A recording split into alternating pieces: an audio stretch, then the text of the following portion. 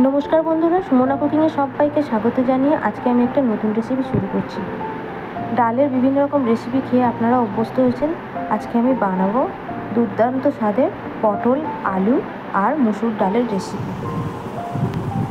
তো আমি পটলগুলো এখানে একটা পটলকে 6 ভাগ করে কেটে নিয়েছি, আলুগুলো সরু সরু করে নিয়েছি, আর এখানে মুসুর ডাল ধুয়ে ভালো করে ভেজে রেখেছি। কড়াইয়ের মধ্যে সর্ষের তেল দেবো, আমি এই রান্নাটি সর্ষের তেলে করব। তো পটলগুলোকে ভালো করে নুন হলুদ দিয়ে ভেজে নেব। খুব ভালো করে না ভাজলেও মোটামুটি ভেজে নেব। তারপর আমি আলুগুলোকেও ভেজে নেব। আর আমি ডালটাকে ভালো করে ধুয়ে আমি ভিজিয়ে রেখেছি। তো আমি এখানে কুচিয়ে রাখা পেঁয়াজ, শুকনো লঙ্কা ফোড়ন দেবো আর গোটা জিরে ফোড়ন দেবো। দিয়ে আমি ভালো করে ফোড়নটা যখন হয়ে যাবে তখন আমি কুচিয়ে রাখা পেঁয়াজগুলোকে দিয়ে ভালো করে ভেজে নেব। আপনারা চাইলে এখানে টমেটো অ্যাড করতে পারেন, কিন্তু আমি এখানে টমেটো অ্যাড করছি না। এখানে 1 চামচ রসুন বাটা আর আদা বাটা, হলুদ গুঁড়ো আর শুকনো লঙ্কার গুঁড়ো আর একটু সামান্য পরিমাণ জল দিয়ে ভালো করে কষিয়ে নিয়েছি। আর এখানে ভিজিয়ে রাখা যে ডালটা ছিল সেটা দিয়ে ভালো করে নেড়ে নেব। পেঁয়াজগুলো চৌকো চৌকো করে কেটে কিছুটা কাঁচা পেঁয়াজ দিয়ে দেবো, দিয়ে ভেজে রাখা আলু পটলগুলোকে নিয়ে ভালো করে কষিয়ে নেব।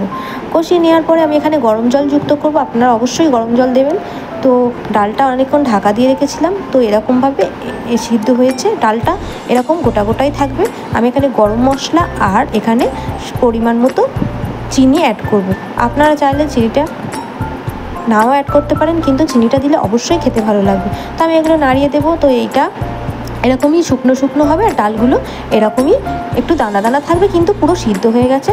তো রেসিপিটা একেবারে রেডি হয়ে গেছে। এটা গরম ভাত, রুটি, পরোটা আপনি সব কিছুর সঙ্গে সার্ভ করতে পারবেন আর দুর্দান্ত খেতে লাগে। আপনারা দেখতেই পাচ্ছেন ভিডিওটি কত সুন্দর হয়েছে রান্নাটি।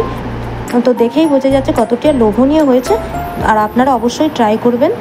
তো রান্নাটি ভালো লাগলে লাইক করবেন, কমেন্ট করবেন আর শেয়ার করবেন।